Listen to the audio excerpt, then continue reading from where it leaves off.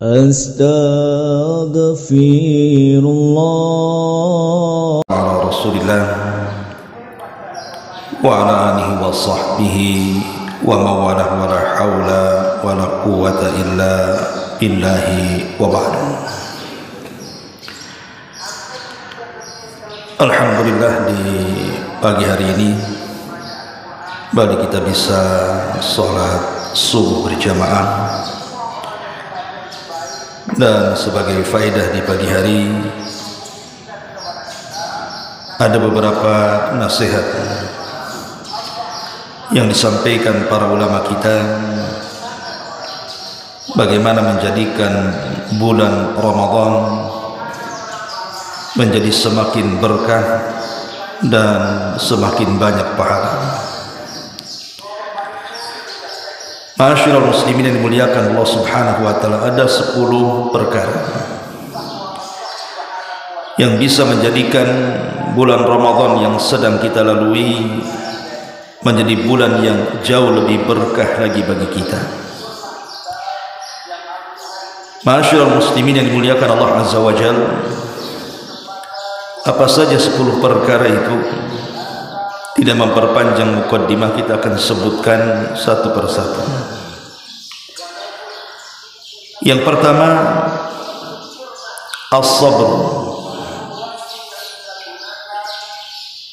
Perlunya kita untuk mempelajari atau memupuk kesabaran.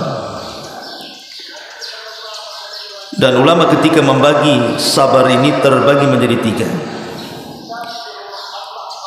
Pertama, as-sabru ala ta'ah, sabar di atas ketaatan kepada Allah. Yang kedua, as-sabru an maksiatillah, bersabar untuk senantiasa meninggalkan maksiat-maksiat kepada Allah Azza wa Jalla. Dan yang ketiga, as-sabru alal aqdar, sabar ketika menerima takdir Allah Subhanahu wa taala. Kalau kita bisa menerapkan 3 kesabaran ini, maka kita bisa menjadikan Ramadan ini semakin berkah. Dan sabar yang paling tinggi adalah as-sabru ala ta'ah, sabar di atas ketaatan. Karena sabar di atas ketaatan itu perlu ijtihad, perlu kesungguhan. Orang yang tidak sabar ketika salat tarawih, dia tidak akan khusyuk salatnya. Orang yang tidak sabar ketika menahan lapar, dahaga dan syahwat saat puasa, maka dia akan terpaksa puasanya sehingga hilang berkahnya. Yang kedua juga as-sabru an maksiatillah. Maka ini tingkatan yang kedua, sabar ketika meninggalkan maksiat. Sabar meninggalkan maksiat tentu derajatnya dinomor 2-kan, karena meninggalkan maksiat itu tidak harus melakukan sesuatu, hanya meninggalkan saja. Makanya derajatnya di bawah sabar yang pertama. Karena terkadang orang meninggalkan maksiat itu ada kalanya lillahi ta'ala, karena Allah, ada kalanya bukan karena Allah. Seperti orang kafir, ada sebagian mereka tidak minum khamr, alasannya hanya untuk kesehatan. Artinya dia ketika meninggalkan khamar itu bukan karena Allah, dia sendiri kafir. Sehingga tidak perlu ada upaya lain dengan sabar yang pertama tadi, harus ada kesungguhan. Kemudian yang ketiga, as-sabru alal aqdar. Dan ini yang banyak diistilahkan oleh masyarakat kita, apabila diitlakkan kalimat sabar biasanya ke yang ketiga, sabar ketika menghadapi ujian Allah Subhanahu wa taala dan takdir-takdirnya. Ini yang pertama. Yang kedua, tarku kalamin nasi, meninggalkan ucapan manusia. Di dunia ini ada 3 perkara yang pasti dilalui manusia, tidak mau tidak, saya, anda atau siapapun. Yang pertama, dunia ini bukan tempat istirahat, tapi dunia ini darul bala. Tidak ada manusia yang istirahat, semua manusia itu pasti akan diuji oleh Allah Subhanahu wa taala. Makanya manusia itu terkadang senyum, terkadang menangis, terkadang bahagia, terkadang pula sengsara. Begitulah tabiat manusia. Manusia akan senantiasa diuji, karena dunia bukan tempat istirahat. Yang kedua, manusia itu tidak akan selamat dari ucapan manusia. Tidak ada satupun manusia yang selamat dari ucapan manusia. Dan yang ketiga, manusia tidak mungkin selamat dari kematian. Yang ingin saya katakan nomor dua, bahwa manusia tidak mungkin selamat dari ucapan manusia. Jangan lagi sekelas kita. Orang-orang mulia yang mendahului kita, Musa alaihi salatu wassalam, kata Nabi sallallahu alaihi wasallam, rahimallah akhu Musa, udhiya kathiran fasabar. Sungguh Allah merahmati saudara kami Nabi Musa. Sudah banyak sekali ujian-ujian yang menerpanya, tapi dia Nabi yang sabar. Bayangkan Musa alaihi salatu wassalam hanya karena mandi berpisah dengan Bani Israel. Bani Israel itu kalau mandi ya bareng-bareng kayak orang kampung dulu. Kita tahu mungkin antum yang orang kampung kemudian jadi kota karena pindah ke Batam. Kalau zaman baheula. Tapi saya kemarin pulang kampung sudah nggak ada, karena sungainya sudah keruh, jadi limbah tahu, jadi nggak ada orang lagi mandi di sungai itu. Oh zaman dulu mandi ya bareng-bareng lah. Biasa orang itu melihat aurat satu dengan yang lainnya, tidak laki-laki tidak perempuan. Apalagi di zaman Nabi Musa kan begitu. Bani Israel biasa mandi itu, mereka rame-rame. Tapi Musa itu Nabi pemalu, akhlak. Dia tidak mau mandi rame-rame. Akhirnya kemudian Bani Israel pun menuduh Nabi Musa memiliki penyakit dalam badannya. Bayangkan, padahal Nabi Musa seorang Nabi, ulul azmi minar rusul, dan Nabi Bani Israel. Tapi Bani Israel umatnya justru menuduh yang tidak-tidak kepada Musa. Satu hari Musa mandi, kemudian meletakkan pakaian di atas batu. Tiba-tiba pula batu ini berjalan, sementara seluruh pakaian Nabi Musa ada di atas batu itu. Allah jalankan batu itu, dikejarnya batu itu karena ingin mengambil pakaiannya. Rupanya batu itu melewati Bani Israel yang sedang mandi. Tentu orang-orang menyaksikan Nabi Musa yang telanjang kan begitu. Ternyata tidak ada yang dituduhkan kepada Musa alaihissalam, baru mereka terdiam. Kalau sekelas Musa saja tidak selamat dari ucapan manusia, bahkan wanita suci Maryam dituduh berzina. Maryam, wanita suci yang tidak pernah keluar dari mihrabnya, kerjanya hanya zikir, ruku, sujud. Tetapi kemudian dia pun tidak lepas dari tuduhan orang-orang kepada Maryam bintu Imran, dan dikatakan wanita pezina. Sampai hari ini orang-orang Yahudi menganggap Maryam itu wanita pezina. Ma'asyiral muslimin yang dimuliakan Allah Azza wa Jalla, sampai ada ulama ini seorang ahli kalam, tetapi Syekh Ibn Taimiyah, Al-Imam Ibn Taimiyah rahimahullah terkadang mengambil ucapannya hanya untuk menjadikan dalil, menabrakkan satu pendapat dengan pendapat yang lainnya. Ulama ini satu hari dipanggil oleh seorang raja Nasrani. Raja Nasrani ini sesumbar. Dia mengatakan tidak ada yang datang kepadaku kecuali dia harus sujud kepadaku. Akhirnya kemudian ada orang yang mengatakan, wahai sang raja, di sana ada orang yang kalau datang tidak mau sujud. Siapa dia? Maka orang-orang mengatakan Al-Imam Al-Baqillani rahimahullah ta'ala. Kata sang raja, aku bisa membuat dia sujud, katanya. Datangkan dia kepadaku. Akhirnya datang kepada Imam Baqillani supaya dia datang ke sang raja tadi. Sang raja ini cerdas. Satu istana ditutup semuanya, kemudian dikasih lubang kecil di bawah pintu itu yang hanya bisa masuk dengan cara kepalanya dulu. Maksudnya Kalau sang raja kemudian berdiri di depan pintu, maka Imam Baqilani itu harus masuk kepalanya dulu dalam posisi sujud. Tapi Imam Baqilani jauh lebih cerdas dibandingkan sang raja. Dia tidak masuk kepalanya dulu, kakinya dulu dia masuk. Kalau kepalanya dulu sujud kan gitu jadinya. Kalau kakinya dulu yang nunggingi jadinya. Cerdasan Imam Baqilani. Akhirnya kemudian sang raja geleng-geleng kepala. Sampai akhirnya kemudian namanya sang raja Nasrani dikelilingi rahib-rahib, pendeta-pendeta. Imam Baqilani sambil menyapa para pendeta itu dan mengatakan, "Kaifa hal? Kaifa ahwal? Kaifa ahli? Kaifa aulad?" Bagaimana kondisi kalian? Bagaimana keadaan kalian? Bagaimana keluarga kalian? Bagaimana anak kalian? Kawan, yang namanya pendeta itu tidak kawin. Kok ditanya keluarga pula? Kemudian mereka marah dan mengatakan, "Kamu tahu pendeta itu tidak kawin." Akhirnya kemudian Al-Imam Baqilani rahimahullah ta'ala mengatakan, "Subhanallah,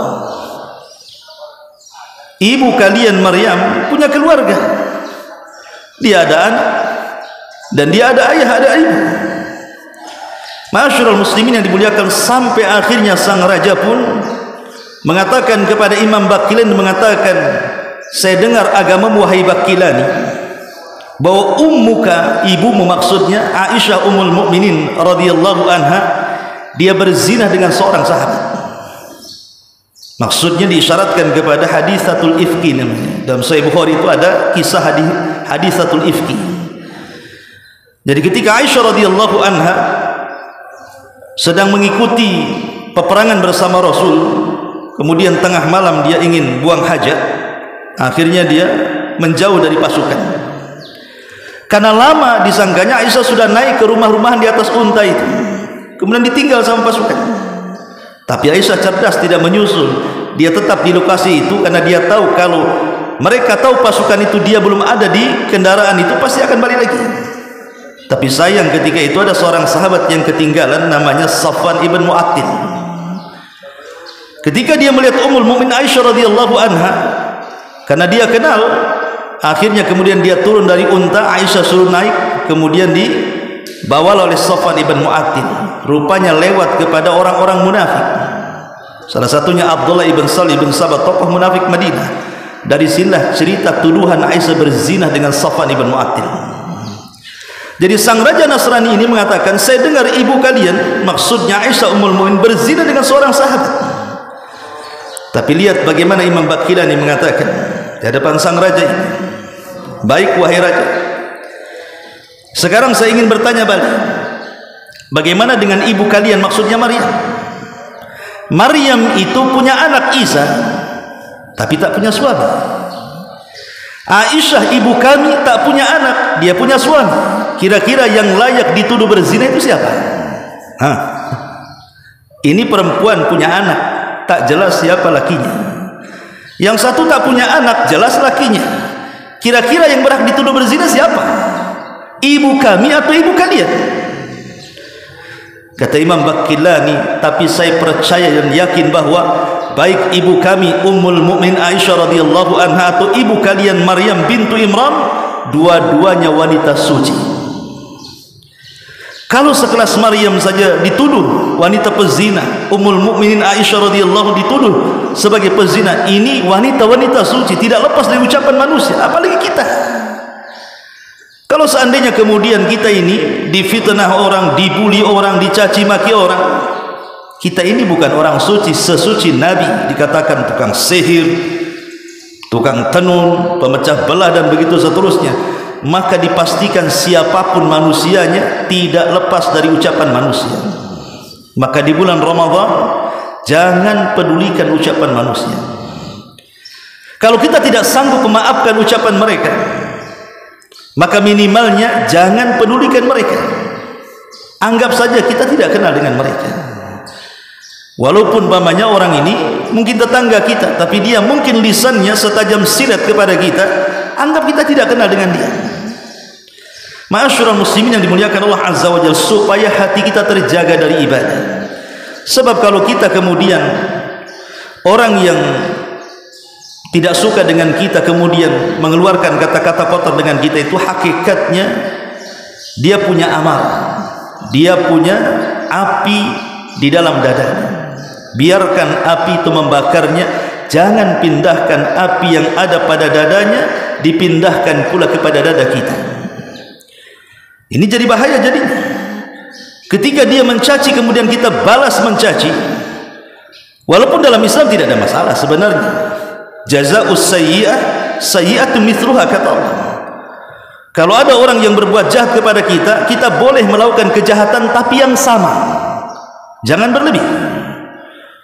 Contohnya ada orang yang mengatakan kalimat binatang kepada kita, heh babi, heh anjing umpamanya, maka kita boleh membalas dengan kalimat yang sama, kau juga babi, kau juga anjing, titik sampai di sini. Jangan pula kau juga buaya darat, jangan ditambah, karena dia cuma menyebut dua kata saja. Itu kalau harus membalas. Tetapi bagaimanapun memaafkan jauh lebih baik lagi. Tapi yang jelas bahwa orang yang tidak suka dengan kita itu hakikatnya dia tidak punya yang ada pada kita. Kalau dia memiliki yang punya pada diri kita, tidak mungkin dia mencela kita. Ma'asyiral muslimin yang dimuliakan Allah Azza wa Jalla, maka biarkan ucapan manusia seperti debu, jangan pernah dianggap, supaya makin berkah lagi Ramadan kita. Ini yang kedua. Yang ketiga, al-hubbu fillah. Usahakan dalam segala hal tanamkan kecintaan itu karena Allah Subhanahu wa taala. Terkadang kita ini ketika bermuamalah dengan manusia, kita hanya sebatas maslahat dunia saja. Ketika kemaslahatan itu sudah hilang, terkadang kita tinggalkan orang itu. Contoh saja kita bermuamalah dengan handphone. Terkadang kita berkomunikasi dengan orang itu intens komunikasi karena ada masalah dunia. Tapi kalau sudah hilang masalah dunianya, tidak diblokir pun mungkin nomor orang itu, ngapain juga, nggak ada manfaatnya lagi. Itu ketika kecintaan kita bukan karena Allah. Tapi kalau kecintaan kita karena Allah, baik urusan dunia sudah selesai atau belum selesai, karena cintanya karena Allah Subhanahu wa taala, pasti akan terus hubungan silaturahim itu. Dan ini akan menjadi berkah Ramadan kita kalau segala sesuatu itu dinilai karena Allah Subhanahu wa taala. Karena bagaimanapun Nabi sallallahu alaihi wasallam mengatakan, afdhalul iman an tuhibba lillahi wa tubghidha lillah wa ta'mal lisanaka fi dzikrillah azza wa jalla. Seafdal-afdalnya keimanan, kata Rasul, engkau mencintai karena Allah, membenci karena Allah, dan engkau terus lisanmu mengingat Allah Subhanahu wa taala. Ini yang ketiga. Yang keempat, hubbul khair lil akharin. Tanamkan kecintaan berbuat baik kepada manusia. Tanamkan kecintaan berbuat baik kepada manusia. Para ulama mengatakan ada amalan yang paling afdal yang kadang-kadang manusia melupakannya. Padahal amalan ini sangat disanjung oleh Nabi. Bahkan amal ini dikatakan sebaik-baik amalan di sisi Allah Subhanahu wa taala. Apa amalan itu? Jabrul khawatir. Ulama membahasakan dengan kalimat jabrul khawatir. Jabr itu artinya menendang. Al khawatir itu artinya hati-hati manusia. Tembelah hati-hati manusia yang sedang sedih, buat mereka bahagia. Karena begini ikhwan, terkadang saya atau antum sudah lelah kan mengurus anak, mengurus istri, sibuk mencari uang ke sana kemari, kadang-kadang berpeluh, pagi sudah berangkat, sore pula sudah datang. Kadang-kadang kita sudah capek, sudah lelah. Tiba-tiba kemudian ada orang lain menyakiti hati kita, badan kita sudah lelah, makin lelah lagi. Kan ucapan manusia. Coba bayangkan, ada orang-orang yang tidak punya hati menyakiti orang, badan dia sudah lelah memikirkan keluarga dia, kita pula menyakiti dia. Apa enggak murakkab tuh namanya? Sudah kuadrat tuh, sudah lelah badan dia, lelah pula pikiran dia. Lah ada orang-orang yang tidak tahu diri. Harusnya kita datang kepada orang-orang yang lelah itu, hibur mereka, Maka Nabi SAW sampai mengatakan ketika ditanya seutama-utama amal di sisi Allah, kata Rasul, sururun tudkhiluhu ala qalbil bashar.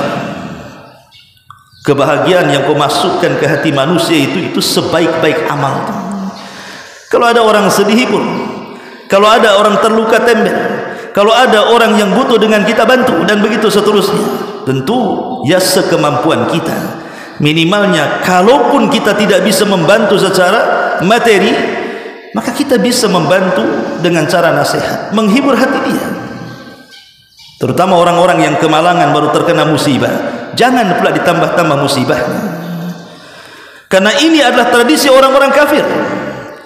Lihat ketika Nabi SAW meninggal, salah satu putranya, ada yang mengatakan Qasim, ada yang mengatakan Abdullah, ada yang mengatakan Ibrahim. Ada orang musyrik namanya Wa'il ibn Sahmi. Wa'il ibn Sahmi ini tiba-tiba kemudian mengatakan qad batara Muhammad, gitu. Muhammad sudah batar. Batar itu artinya terputus. Tidak usah disebut-sebut namanya lagi, karena dia akan hilang itu penyebutannya. Kenapa? Karena orang-orang Arab, ya sampai hari ini bahkan kita juga, keturunan yang akan meneruskan nasab itu kan laki-laki, bukan perempuan. Sehingga kalau anak laki-laki meninggal dunia, artinya tidak ada lagi penerusnya. Jadi Wa'il bin Saham ini mengatakan kepada Rasul sallallahu alaihi wasallam di hadapan orang-orang musyrik, sudah jangan pedulikan Muhammad itu. Anak-anak laki-lakinya sudah mati. Qad batara Muhammad. Muhammad sudah terputus lagi, enggak akan lagi disebut-sebut namanya. Maka Allah Subhanahu wa taala turunkan ayat inna a'tainakal kautsar fasalli li rabbika wanhar inna sya'ni'aka huwal abtar. Yang membenci Muhammad, merekalah yang abtar. Orang-orang musyrik tidak paham bahwa posisi Nabi SAW itu bukan hanya sekedar anak bagi anak-anaknya sendiri, tapi dia adalah bapak bagi seluruh umatnya. Makanya istri-istri Rasul disebut Ummul Mukminin, ibunya orang-orang yang beriman. Artinya Rasul bapaknya orang-orang yang beriman. Wa ma Muhammadun aba ahadim mir rijalikum. Muhammad itu bukan hanya bapak bagi orang-orang tertentu saja, tapi dia bapak bagi semuanya, karena dia seorang Rasul dan penutup para nabi. Ma'asyiral muslimin yang dimuliakan Allah Azza wa Jalla, ini yang keempat. Yang kelima, silaturahim.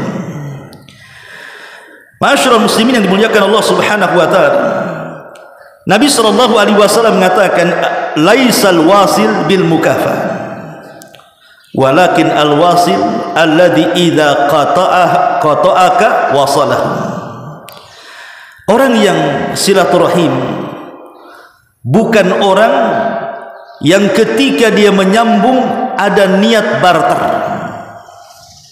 Pamannya ada orang yang kita punya kerabat, saudara atau kawan. Kenapa kau tak telepon saya? Kau aja tak telepon saya kok. Ngapain saya telepon kamu? Kenapa kau tak datang? Kamu aja tak datang. Ada orang yang silaturahim itu dengan sistem barter. Kalau kau telepon, kau telepon. Kalau kau SMS, kau SMS. Kalau kau datang bawa rantang, kau datang bawa baskom. Kalau kau datang bawa buah-buahan, aku pun datang. Itu bukan silaturahim. Tapi kata Nabi SAW, silaturahim itu ketika di antara saudara kita memutus hubungan dengan kita, kita berusaha menyambungnya. Itu silaturahim. Maka ini juga kalau Ramadan ingin menjadi berkah, perbanyak silaturahim. Apalagi Allah Subhanahu wa taala mudahkan dengan adanya alat komunikasi. Kemudian yang keenam, la taghdab. Dan ini sudah saya bahas kemarin. Jangan mudah emosi, jangan mudah marah. Karena orang yang mudah marah itu hakikatnya dia tidak bisa menguasai dirinya. Makanya Nabi SAW sampai mengatakan laisya syadid bisur'ah, innama syadidul ladzi yamliku nafsahu indal ghadabi. Orang yang kuat, orang yang kekar itu bukan ahli gulat, bukan kalau dia kelahi menang terus.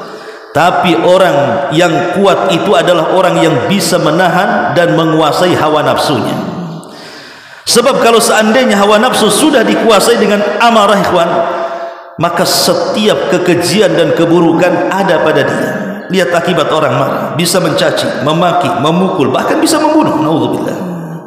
Ini yang keenam. Yang ketujuh, tarkul kadzib, jauhi dusta. Masyaallah muslimin yang dimuliakan Allah Azza wa Jalla, karena ulama mengatakan orang yang berpuasa dan dia masih berdusta, maka pahalanya akan hilang. Apalagi Nabi SAW sampai mengatakan, iyyakum wal kadhiba fa innal kadhiba yahdi ilal fujur wal fujur yahdi ilan nar. Hati-hati kalian jangan berdusta, karena dusta itu akan menjerumuskan kepada kekejian, dan kekejian itu pasti menjerumuskan orangnya ke neraka. Wa ma yazalu ar-rajulu yakdzib wa yataharra fil kadhibi hatta yuktaba indallahi kadzdzaba. Orang kalau lisannya terus berdusta, karena kalau orang sudah berdusta satu kali maka akan melahirkan dusta-dusta yang lainnya. Makanya kenapa Rasul kalau dalam sholat itu sampai berlindung sebelum salam dari 4 perkara kan? Salah satunya, Allahumma inni a'udzubika minal ma'tham wal maghram. Setelah berlindung dari azab jahannam, kemudian azab fitnah mahya wal mamat, kemudian fitnah dajjal, dalam riwayat wa a'udzubika minal ma'tham wal maghram, dan aku berlindung dari ma'tham perbuatan dosa dan maghram dikuasai hutang. Salah satu istri Nabi SAW, Ummu Salamah, mengatakan, atau dalam riwayat Aisyah Ummul Mukminin radhiyallahu mengatakan, ya Rasulullah, kenapa engkau ini selalu berlindung dari ma'tham dan maghram? Apa engkau banyak hutang sehingga terus berlindung jangan dikuasai hutang? Maka Nabi SAW mengatakan, bukan begitu, karena orang kalau sudah suka berhutang, idza haddatsa kadzab wa idza wa'ada akhlaf, kata Rasul. Orang kalau suka berhutang dan tidak mau bayar, pasti kalau dia ngomong dusta, atau kalau dia berjanji pasti diingkari. Lihat orang-orang yang hutang tuh kan, dia tak sanggup bayar pasti ngelesnya. Kapan bayar? Besok datang lagi. Kapan bayar? Minggu depan bisa enggak? Itu kan dusta tuh namanya. Sudah dusta mengingkari janji kan begitu. Makanya istilah para ulama, orang yang berhutang itu dia bingung di malam hari dan hilang di siang hari. Pasti itu. Orang kalau banyak hutang, malam dia bingung, siang dia hilang. Karena hilang dicari orang, debt collector, hilang dia. Kan itu. Malam dia stres. Itulah orang punya hutang. Orang kalau sudah berdusta satu kali, dia akan melahirkan dusta-dusta yang lainnya. Dan kalau itu terjadi, hatta yuktaba indallahi kadzdzaba, maka dusta sudah menjadi kebiasaan, karena sudah distempel pendusta di jidatnya oleh Allah Subhanahu wa taala. Naudzubillah. Maka yang nomor 7, tarkul kadzib, usahakan hindarkan dusta. Kemudian yang nomor 8, ghaddul basar, senantiasa kita menundukkan pandangan. Syekhul Islam Ibn Taimiyah rahimahullahu ta'ala mengatakan bahwa ghaddul basar itu bukan hanya menundukkan pandangan dari aurat wanita, bukan hanya itu saja, tapi ghaddul basar juga menundukkan pandangan dari syahwat. Yang pertama tentu menundukkan pandangan dari aurat, dan kayaknya susah kita ini untuk menundukkan pandangan dari aurat manusia kan. Tidak di alam nyata, sekarang di alam medsos pula kan begitu. Setiap nengok YouTube iklannya itu pula yang keluar. Kadang-kadang gambar-gambar yang tidak senonoh itu pula yang keluar. Padahal tidak ada faedah. Coba bayangkan betapa banyak di bulan Ramadan itu orang menghabiskan di depan handphone bukan untuk mengaji atau membaca artikel Islam atau melihat YouTube ngaji kan begitu. Yang ditengok lain pula. Satu hari dihabiskan hanya untuk menonton YouTube. Coba bayangkan. Hilang faedah bulan Ramadan akhirnya. Ini di alam handphone kan, di alam nyata mau kemana, mau ke mall, ke pasar, di jalan, pasti kita nengok orang. Maka usahakan untuk ghaddul basar. Atau kata Syekhul Islam, ghaddul basar juga an mahallis syahwah, dari tempat-tempat yang membangkitkan syahwat. Syahwat ini macam-macam, ada syahwat dunia. Makanya ghaddul basar ini bukan hanya sekedar itu saja, termasuk juga ghaddul basar an buyutin nas, ghaddul basar dari pandangan kepada rumah-rumah manusia ataupun kepada harta-harta manusia. Sebab itu akan melahirkan hasad. Kenapa saya punya mobil saya tidak? Kenapa kok rumahnya makin bagus saya tidak? Kenapa begini-begini? Melahirkan hasad. Makanya Rasul mengatakan apa? Unzuru ila man huwa asfala minkum wa la yanzuru ila man huwa fawqakum fa huwa ajrar alla tajra nikmatallahi alaihi. Lihat ke bawah, jangan lihat ke atas. Capek lihat ke atas, lama-lama putus leher kita kalau lihat ke atas itu, ikhwan. Tetapi ingat kaidah ini, kata Imam Ibnu Utsaimin rahimahullahu taala, hanya berlaku dalam urusan dunia dan tidak berlaku dalam urusan agama. Melihat ke bawah ini hanya berlaku dalam urusan dunia, tidak berlaku dalam urusan agama. Pamannya ada orang yang sholat seminggu sekali, alasannya apa? Masih mending saya, itu setahun sekali saja itu. Bukan begitu, ya. Urusan akhirat tidak masuk kaidah ini. Tapi kaidah ini urusan dunia. Maksudnya kalau kita melihat orang kaya atau bergaul dengan orang kaya, ini akan mengakibatkan kotor hati. Lama-lama masuk hasad. Dan kalau sudah masuk hasad, apa kata para ulama? Halakal hasid qabla al-mahsud. Halakal hasid qabla al-mahsud. Di zaman Khalifah Harun ar-Rasyid atau Umar bin Abdul Aziz, antara dua ini saya lupa. Jadi sang khalifah ini, dia kenal dengan seorang Badui, Arab Badui, dekat dengan Arab Badui. Karena Arab Badui ini, yang satu ini dia ahli syair. Jadi sang khalifah suka kalau ketemu orang Arab Badui yang satu ini. Kadang-kadang disuruh untuk melantunkan syair. Bahkan terkadang saking sukanya duduk di sampingnya. Jadi ada satu menteri hasad hatinya dan mengatakan, aku sudah lama jadi menteri khalifah, katanya. Gak pernah aku didudukkan di samping khalifah, katanya. Itu si Badui pulahnya gara-gara pandai bersyair, katanya. Kok bisa dia didudukkan di samping khalifah? Hasad. Akhirnya kemudian dia membuat khina, membuat makan. Dengan cara apa? Dengan cara mengajak makan si Arab Badui ini. Jadi ketika sang khalifah menyuruh dia untuk memanggilnya karena ingin mendengar suara syairnya, sebelum menghadap khalifah diajak makan dulu di rumahnya. Dikasih makan enak-enak, tapi makanan yang dikasih itu rata-rata baunya tidak enak. Makannya enak tapi baunya tak enak. Mungkin kalau zaman sekarang makan pete, makan jengkol kan enak tuh, tapi baunya tak enak kan, begitu ya. Akhirnya sudah kenyang dan siap menghadap khalifah, sang menteri mendahului si Badui ini kepada khalifah dan mengatakan, ya khalifah, tahu nggak si Badui itu, katanya. Ada apa sang khalifah? Dia mengatakan bahwa mulut sang khalifah itu tidak sedap, mengeluarkan bau. Marah sang khalifah, disangka nggak pernah sikat gigi mungkin. Marah sang khalifah ini kan, gitu. Kurang ngajar si Badui itu, awas saja kalau dia datang, katanya. Akhirnya ketika datang si Badui ini, karena dia kan bau mulutnya, habis makan loh, kenapa aku tadi makan bau mulutnya? Jadi dia ngomong di hadapan khalifah sambil nutup mulut kan, gitu, karena takut baunya kecium sang khalifah. Kata sang khalifah, betul lah, kenapa ditutup hidung, katanya. Kurang aja, berarti betul dia orang itu mengatakan seperti itu. Coba gitu. Akhirnya apa? Sang khalifah mengatakan, pengawal sini, ambil pena dan kertas, katanya. Diambil pena kertas, isinya apa? Sesampainya surat ini, rupanya surat ini disampaikan ke tukang jagal, tukang penggal leher. Sesampainya surat ini, penggal leher orang ini, karena dia sudah menghina khalifah. Kemudian dilipat, dikasihkan sang Badui ini. Kamu kasihkan kepada orang namanya ini. Dia tidak tahu kalau itu tukang jagal tuh. Sang menteri dari pintu geleng-geleng dia. Dia tidak tahu isi surat itu.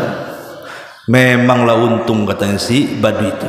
Padahal saya sudah buat makar, dikasih pula surat, pasti isinya akan dikasih emas, katanya. Ini pasti emas isinya itu, pasti disuruh ngambil emas. Jadi si Badui keluar pintu, dihadang sang menteri. Tunggu dulu, bagaimana kalau surat itu aku yang antar, katanya. Bagaimana kalau surat itu aku yang antar, katanya. Kata si Badui, alhamdulillah, katanya, aku sangat senang sekali. Ambillah surat ini, katanya. Di antara surat ini, siapa yang dipenggal? Sang menteri. Halakal hasid qabla al-mahsud. Terkadang orang yang hasad itu lebih hancur dibandingkan yang dihasadi. Dia tetangganya bangun rumah, tensi naik. Tingkat 2 makin naik lagi. Besoknya tetangganya beli mobil kan itu, tensi makin naik. Dia naik mobil, ini pula naik ambulan kan itu. Jadi kadang-kadang ikhwatu fiddin, orang yang hasad itu luar biasa. Jadi intinya bahwa ghaddul basar, menundukkan pandangan bukan hanya kepada aurat saja, tetapi juga ghaddul basar kepada harta manusia, supaya kita menjadi orang yang zuhud, orang yang warang. Ini yang ke-8. Kemudian yang ke-9, kata para ulama, jika Ramadan ingin semakin berkah adalah zikrul mauti. Dan ini sudah saya jelaskan, senantiasa mengingat kematian. Dan yang terakhir juga waktu sudah jam 6 adalah memperbanyak doa. Perbanyak doa, karena doa adalah pembawa berkah. Berdoalah di waktu-waktu iftar, di sepertiga malam, di waktu setelah subuh sampai terbit matahari, karena 3 waktu ini adalah waktu berkah. Bahkan ada hadis yang mengatakan sepanjang kita berpuasa dari terbit fajar shadiq sampai terbenam matahari, maka waktu yang terbentang panjang ini dari pagi sampai sore adalah waktu istijab doa. Karena orang berpuasa kalau berdoa pasti mustajab. Wallahu a'lam bishawab. Subhanaka wa bihamdika asyhadu an la ilaha illa anta astaghfiruka wa atubu ilaik. Allahu ta'ala alam. Assalamualaikum warahmatullahi wabarakatuh.